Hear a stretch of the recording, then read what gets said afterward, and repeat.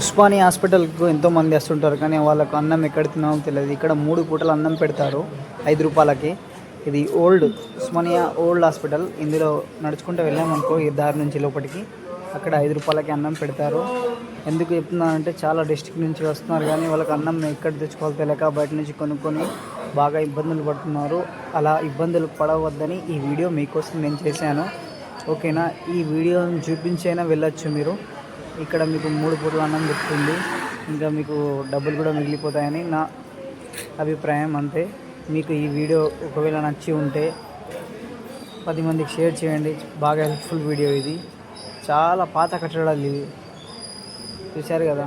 ఉస్మాన్ కులీ కుతుబ్ షా కట్టింది ఇది హాస్పిటల్. బాగా పాత కట్టడం ఇది.